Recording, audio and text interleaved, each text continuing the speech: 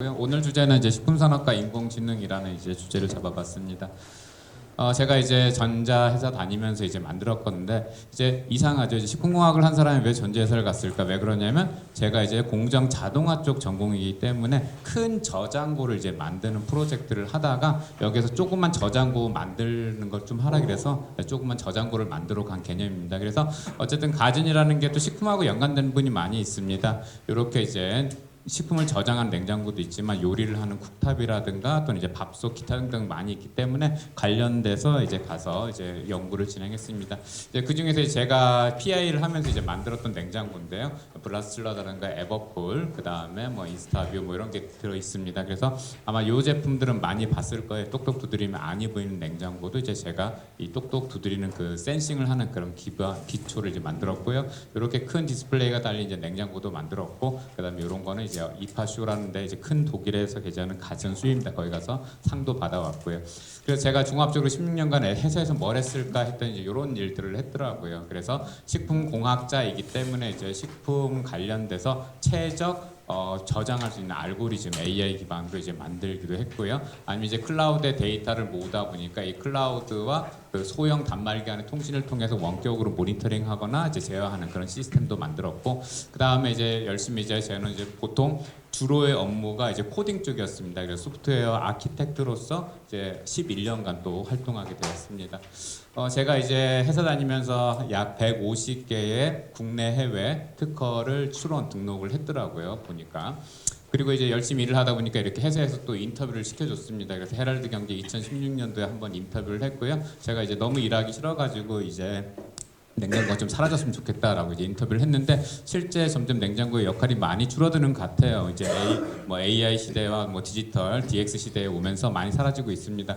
일단 냉장고는 과거에 어떻게 보면은 풍요의 상징이었습니다. 그 주말 동안에 열심히 이마트에 가서 장을 본 다음에 그거를 이제 일주일, 이주일 먹으면서 이제 그게 떨어질 때까지 이제 가지고 있는 그 풍요로움이었는데 지금은 이마트 이런 데 가지 않습니다. 왜 먹고 싶으면은 바로 배달의 민족을 통해서 구매를 하기도 하고요.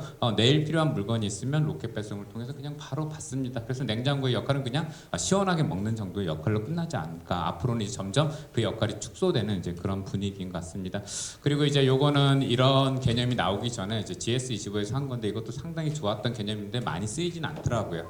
그래서 저희가 GS25 가면 1+1이나 2+1을 사게 되면 이걸 2개 들고 다니기도 싫고 3개 들고 다니기 싫은데 하나만 먹고 싶은데 또 하나만 사면 되게 억울한 느낌이고, 이제 그럴 때 여기 이제 앱에다가 그 추가 품목을 산 거 플러스 알파를 더 넣어놓고 필요에 의해서 다른 GS25 가서 또는 내일 꺼내 먹을 수 있는 어떻게 보면 디지털 냉장고의 개념을 또 가지고 있더라고요. 그래서 상당히 훌륭한 제품들이 점점 디지털화 시대, 디지털 시대에 이제 오고 있다라고 얘기할 수 있습니다.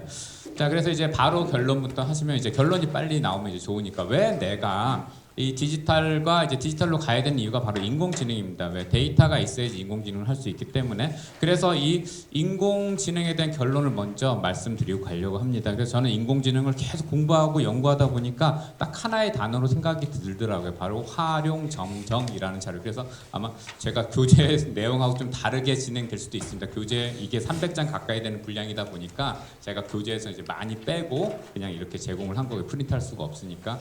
자, 그래서 활용점정이라고 저는 정의하고 싶습니다. 그래서 화가가 이 얘기가 이거죠. 화가가 열심히 그림을 그린 다음에 눈을 그리지 않았어요. 마지막에 눈을 딱 찍었더니 얘가 용이 돼서 승천을 하더라. 이제 그만큼 현실적으로 잘 그리는 그림을 이제 얘기하는 건데 이 활용 정정이 바로 인공지능이 아닐까 생각합니다.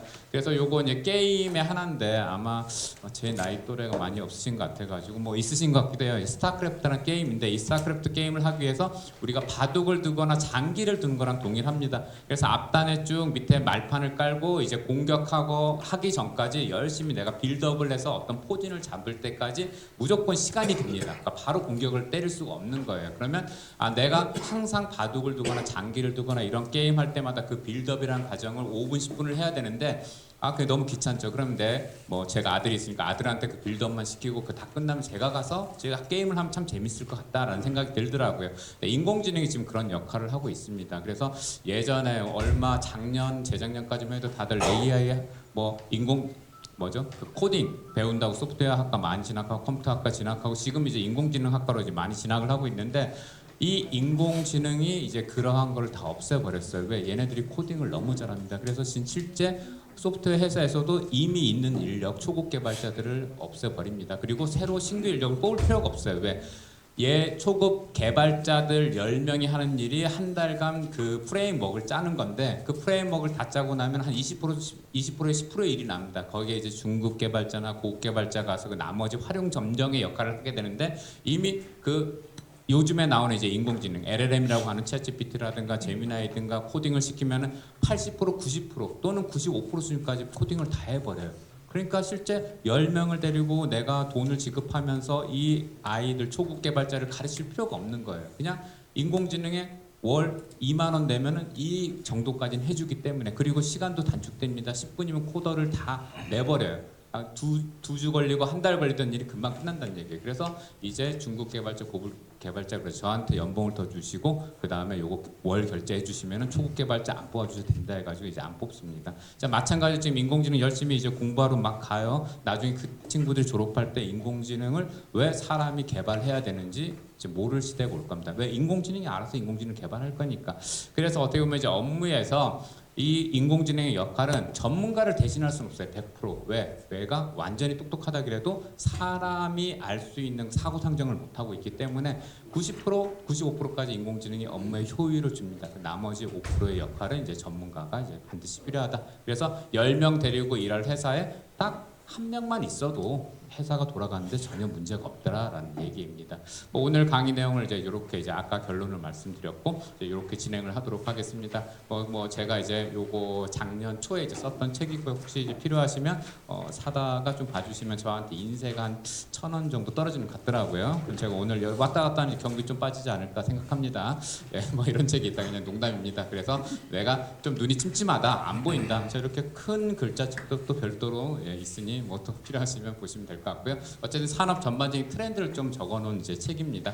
자, 그러면 이제 우리가 이제 식품 산업 여기 계신 분들이 다 이제 식품 산업 하시는 곳에서 왔다고 이제 저는 들었습니다. 그래서 이 식품 산업이 이제 앞으로 지속해야 됩니다. 그리고 지금도 상당히 힘들기도 해요. 식품 산업이라는 게 너무 진입 장벽이 낮기도 하고 그 다음에 사람들이 건강을 생각한다고 해서 좀 먹지도 않기도 하고 해가지고 하지만 우리가 어쨌든 돌파구는 마련해야 되지 않을까 이제 생각을 합니다. 자, 식품은 여러분들이 다 아시듯이 그냥 사람이 먹어서 소화시켜서 영양을 얻는 게 식품인 거고요. 식품 산업이라는 거는 그걸 하기 위한 식품을 생산하고 가공, 제조, 조리, 포장, 보관, 수송을 하는 모든 업무를 우리가 식품 산업의 분으로 얘기를 하고 있습니다. 자, 근데 이제 계속 얘기를 해요. 푸드테크를 얘기하는데 그럼 푸드테크를 우리가 과거에 하지 않았나? 아닙니다. 푸드테크를 과거에서 계속 해왔습니다.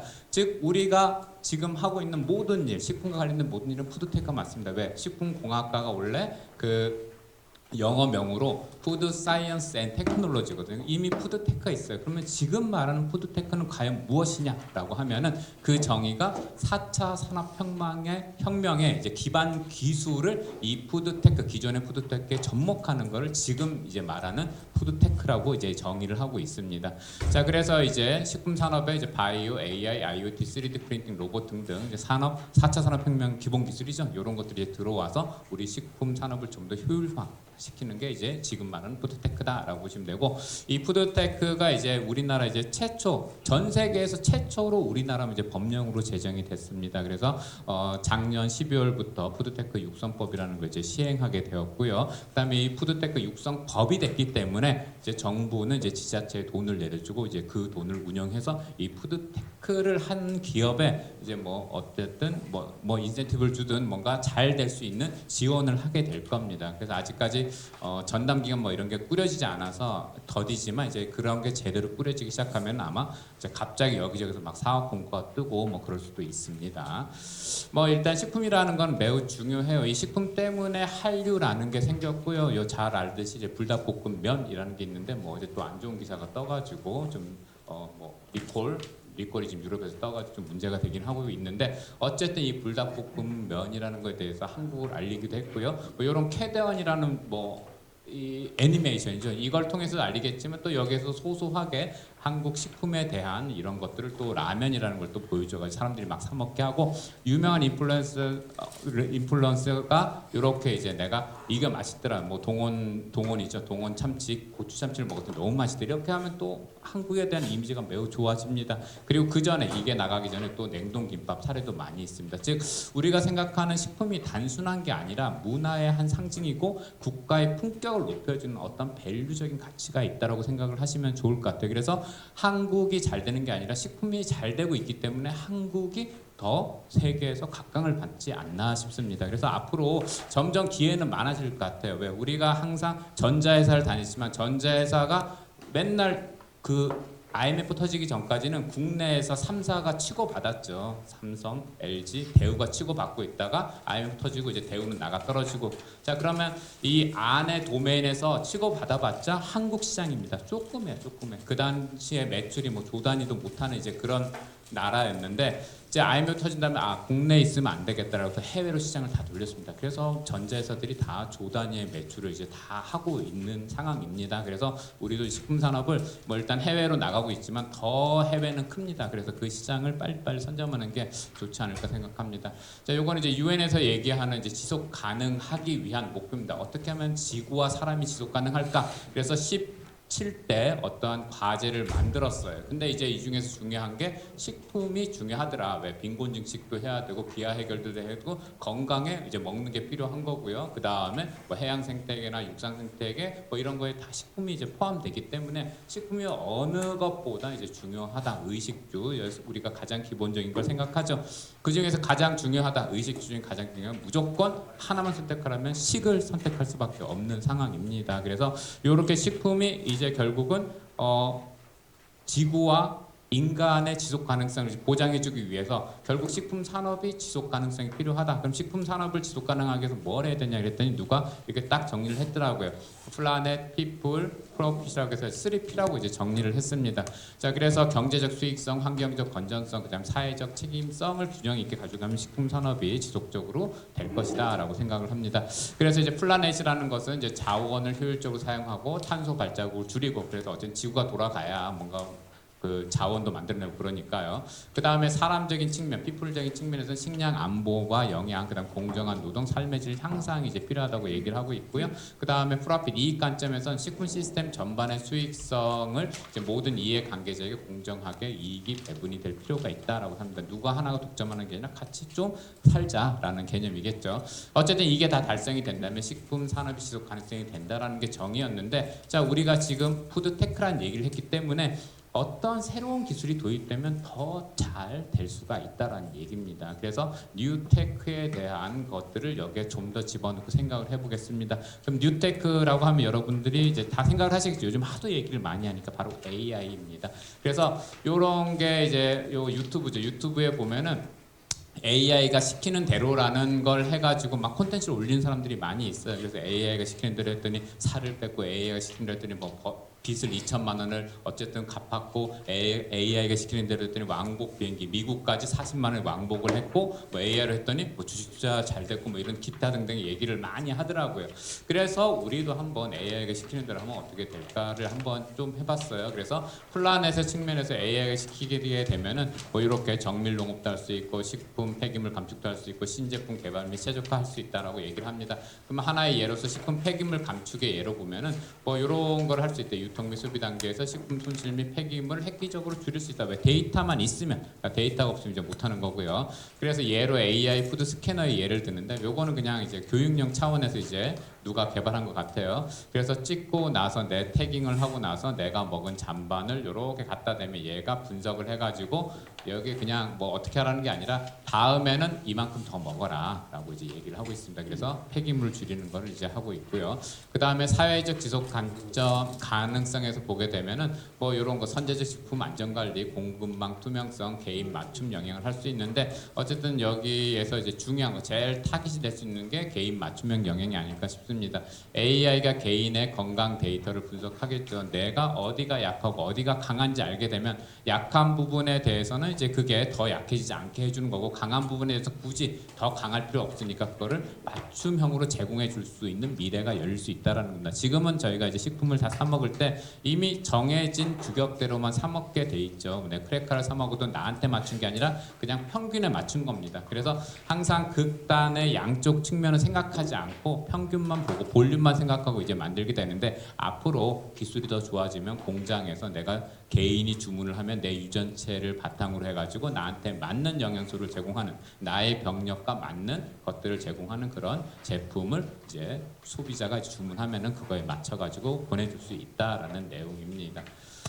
자, 경제적 지속 가능성입니다. 이제 프라피드 입장에서 보면은 뭐 이런 거 예측 유지 보수, 이제 공장에서 이제 제일 중요한 거죠. 공장이 셧다운이 되면은 만약 기계가 고장 나면은 그거 유지 보수하는데 한참 걸립니다. 이틀, 3일, 4일이 걸릴 수도 있어요. 근데 미리 예지 보전이라고 해가지고 고장 날 것 같아, 그런 느낌이 옵니다. 우리 몸도 점점 아프기 시작하면 뭔가 내가 내일 크게 알아 누울 같은 느낌이 나듯이 데이터를 보게 되면, 공정 데이터를 보게 되면 얘가 점점 안 좋은 방향으로 가게 됩니다. 그러면 빨리 그 사이에 자잘자잘하게 수리만 하면은 이제 금방 공장을 돌릴 수 있는데, 이제 그렇지 못하면 이제 기계가 이제 올 때까지 또는 교체가 될 때까지 공장은 셧다운 돼야 되는 거죠. 자, 이런 것들을 다 AI가 할 수 있고요. 마찬가지로 물류도 마찬가지입니다. 최적 조건에 최적 장소에 또는 필요한 양만큼만 적당하게 잘 공급해 줄 수 있는 시스템이 되면 낭비가 또 없어지는 게 되겠죠.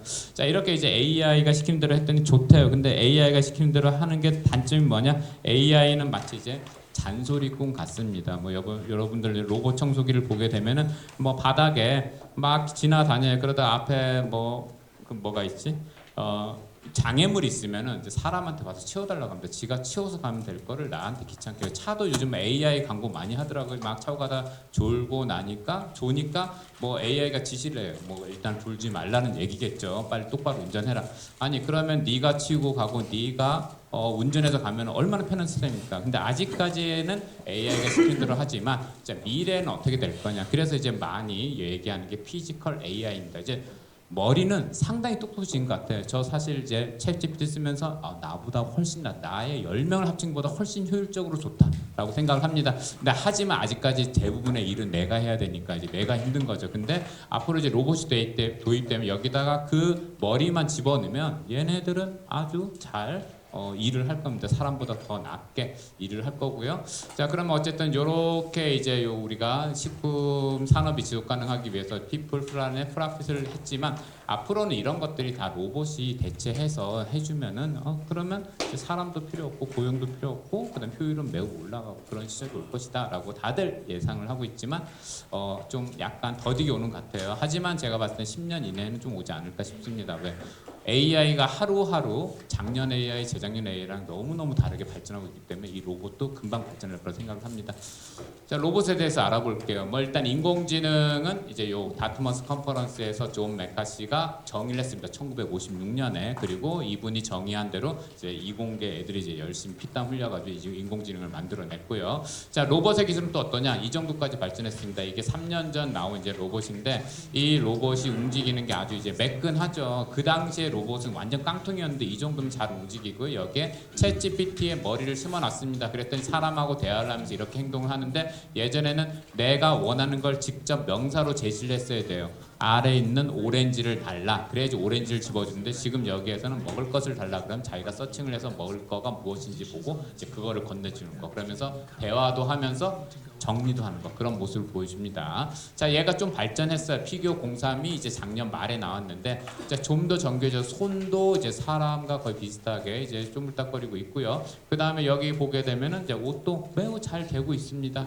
그렇죠? 이제 원래 제가 이제 가전에서 했을 때 세탁기 팀의 가장 큰 난제가 뭐냐? 빨래하고 탈수하는 건 다 좋고 건조해 주는 건 좋은데 소비자가 가장 원하는 니즈가 바로 옷개 주는 겁니다. 근데 절대 못한다라고 그때 100년이 지나도 못한다고 했는데 지금 보면은 이제 얼마 안 남았구나, 이렇게까지 옷을 개줄 수 있는 로봇이 나오다니라는 생각이 듭니다.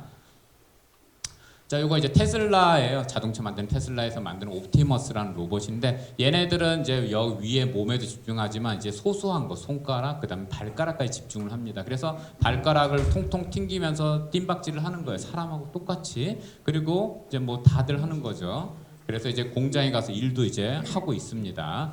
자, 그런데 이제 결국은 우리가 아까 인공지능에 대해서 얘기를 했는데 인공지능을 결국 어디가 정점이냐? 여 머리에 들어가고 육체와 같은 우리 인간과 같은 로봇이 되는 순간 이제 인공지능의 정점이 오지 않았나 싶습니다. 그리고 예전에는 우리가 학습을 시킨다는 개념을 어떻게 봤냐면은 진짜 학습을 시켰어요. 내가 열심히 코딩을 해가지고 학습 엔진을 만들어가지고 그 다음에 데이터를 넣고 모델을 만들어서 이제 로봇한테 이식을 했는데 요즘에는 이제 그렇지 않습니다. 어디까지 발전했냐면 얘가 지금 쓰레기통을 치우기도 하고요.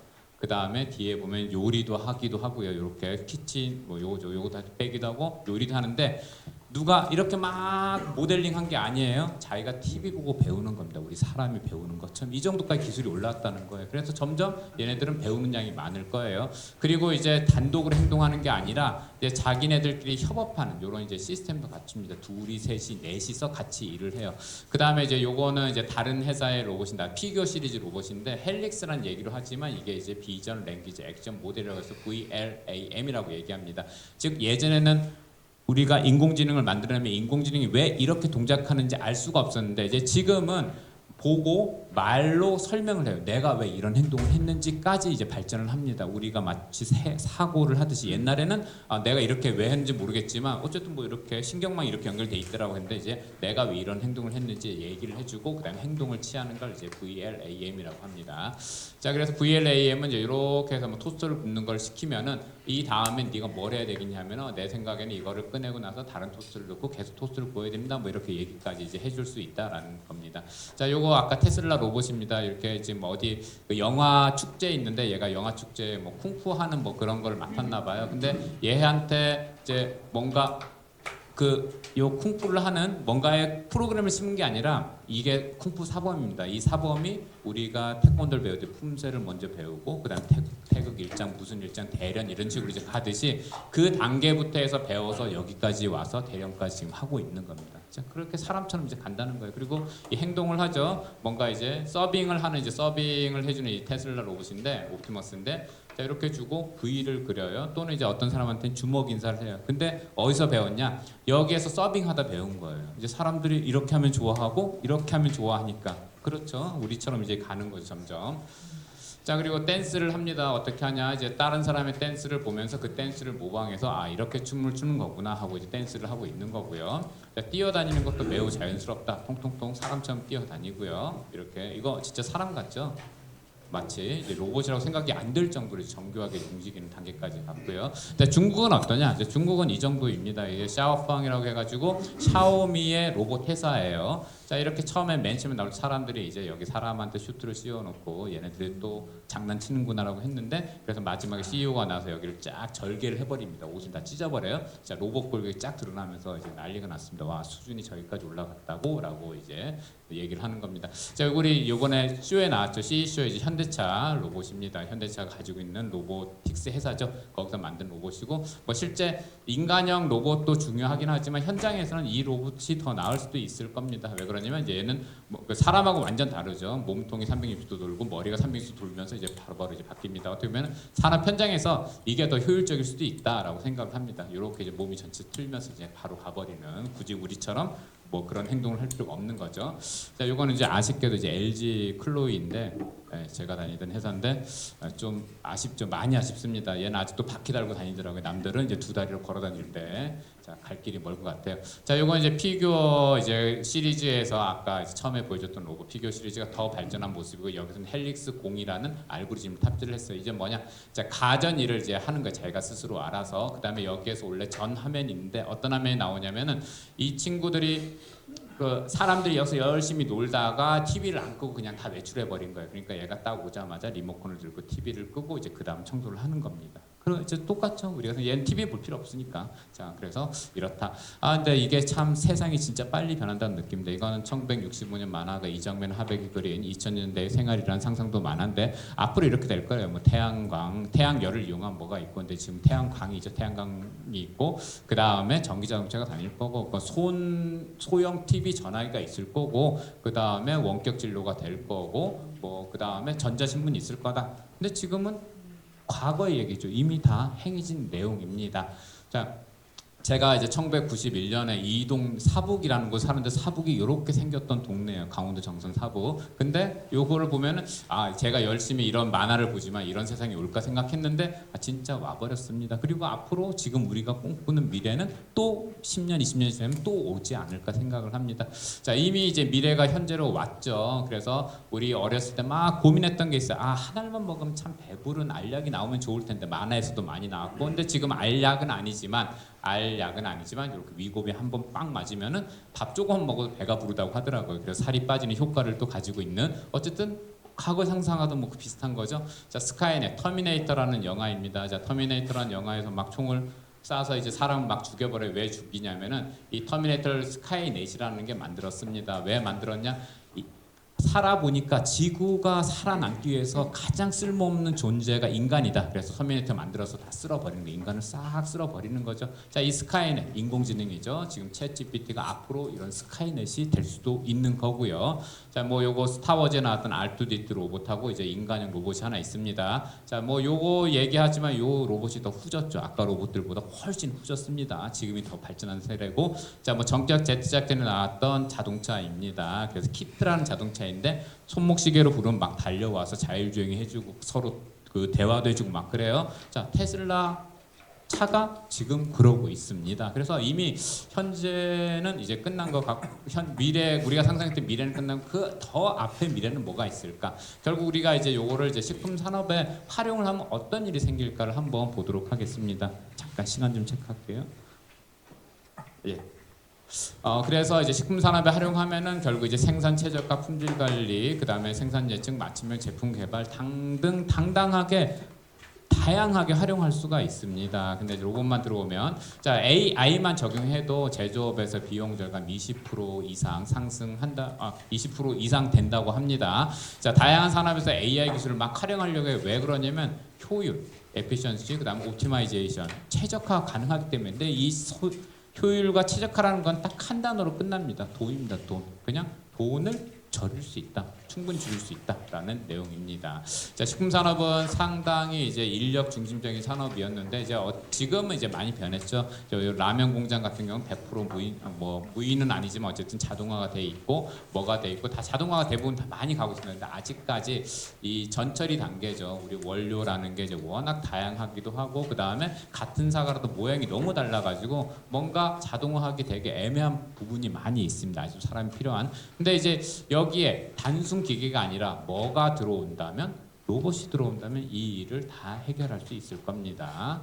자, 요거 실제 지금 아까 피규어 로봇이죠. 이 피규어 로봇이 BMW 공장에서 지금 일하고 있는 모습입니다. 상당히 단순한 거 아직은 매우 단순한 노동은 얘네들한테 맡겨버립니다. 얘네들은 24시간 내내 돌려도 불만이 없어요. 전기만 꽂아주면. 그리고 고장나면 부품만 교체해주면 돼요. 365일 10년 또는 100년을 돌려도 이 단순한 작업에 대해서 불만을 표시하지 않습니다. 그래서 이제 이런 것들을 이제 점점점 대체해 나가면서 점점 복잡도가 높은 것까지 대체해 나갈 거라 생각합니다. 이제 일반적인 회사들, 기계 회사들은 이게 다 정형화돼 있거든요. 그래서 지금도 많이 그 로봇팔로 막 용접하고 하는 이유가 그냥 정형화됐기 때문에 좌표만 찾아가서 하면 되니까. 근데 로봇까지 들어온다 그러면은 완전 100% 자동화도 이제 가능한 시절이 올 수도 있다라는 겁니다. 그래서 이제 미래가 이미 우리한테 지금 강타하고 있습니다. 그래서 우리가 이걸 대응해가지고 이제 뭔가를 해야 되는 게 상당히 이제 중요한 과제이거나 이제 빨리 이제 이런 것들을 도입을 해야겠죠. 어쨌든 푸드테크라는 거 지금 현재 4.0이라고 이제 버전을 봤습니다. 왜 그러냐면 인더스트리얼 산업혁명 4.0에 기술이 들어가 있기 때문에 이제 그렇게 얘기를 하고 있는 거고요. 뭐 계속 먹는 거는 꾸준합니다. 계속 성장할 거예요. 왜? 물가가 오르면 이제 먹는 것도 같이 오르니까. 그래서 미래에도 계속 이 분야는 계속 더 성장하겠다 얘기를 합니다. 자, 푸드테크 4.0에 대한 이제 기술을 이렇게 나눠놨어요. 뭐 식물 기반 식품 생산 기술, 간편식 제조 기술, 식품 3D 프린팅 기술, 이제 이런 것들은 지금 현재 이제 성남시에서 추진하고 있는 내용을 알고 있습니다. 뭐 AI 로봇, 뭐 기타 등등 이렇게 10대 가업을 이제 만들어 놨고요. 근데 제가 봤을 때 거기서 제일 중요한 거, 자, 로봇. 자, 로봇이 앞으로 들어온다면 이 모든 일들을 내가 신경 쓰지 않아도 해줄 것이다 라고 생각을 합니다. 만약에 로봇이 가전으로 들어온다 그러면 저희가 세탁기, 냉장고, 에어컨 좀 필요할 것 같고 세탁기, 냉장고, 기타 등등 청소기 이런 거 필요 없습니다. 왜? 얘가 청소해주고 얘가 빨래해주고 얘가 그냥 장 봐 오면 되니까 다른 가전은 다 필요가 없는 겁니다. 스마트폰이 생기면서 카메라가 사라지고 그다음에 뭐 하여튼 많이 사라졌죠. 근데 그런 시절이 이제 이쪽에서도 이제 막 이제 이루어질 것 같다는 생각이 듭니다. 자, 식품회사도 이제 다양하게 지금 AI 무장을 하고 있습니다. 그래서 아직까지 저렇게까지 깊숙하게 못 들어갔지만 어쨌든 많은 분야에서 AI를 쓰려고 노력을 하고 있습니다. 그래서 뭐 하나의 예를 든다면 이제 요거는 이제 동원 산업이죠. 이제 VTOL이라는 참치 찾는 드론을 쓰고 있는데. 자, 기존에는 헬기 원양어선의 헬기와 이제 기장님을 태우고 가셨는데 이게 비용이 상당히 많이 들겠죠. 헬기 값하고 그 기장님 그 비용하고 자 가다가 또 떨어지면 이제 인명사고죠. 되게 위험한 거죠. 근데 어떻게 하냐 요즘에는 그냥 드론이 날아갑니다. 그러니까 원양어선에 드론을 띄워버려 1,000만 원짜리 띄우고 그 다음에 지가 주변을 간착하다가 요렇게 이제 찾습니다. 참치떼죠. 간측이 되면은 여기 좌표를 보내면 되는 거예요. 자기는 귀환을 하고 얘네들이 10대든 20대든 또 돌아다니도 아까 전에 했던 헬기 한 대 값보다 더 싸다. 그러니까 훨씬 좋다. 기장님도 필요 없다. 떨어지면 그냥 버려도 된다. 아쉽지 않다. 뭐 이런 거죠. 그래서 앞으로 계속 이런 쪽이 계속 확대될 것이다. 그다음에 여기에 로봇까지 들어오게 되면 이제 더 무서운 일이 많이 생길 거다.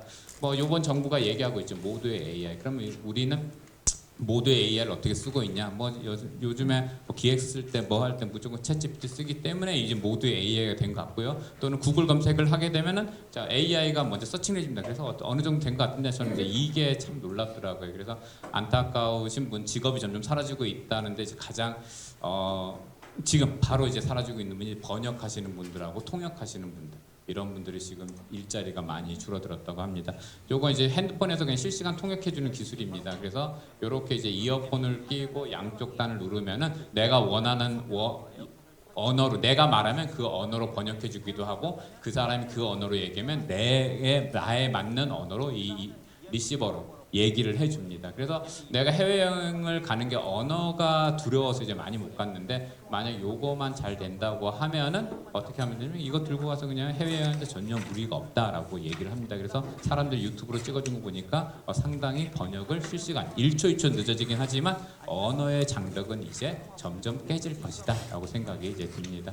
자, 그래서 이제 뭐 여기가 제가 이제 푸드테크의 핵심 기술 10개를 설명을 해드리고 싶기는 하지만 시간 관계상 여기까지만 하고 마치도록 하겠습니다. 예, 감사합니다.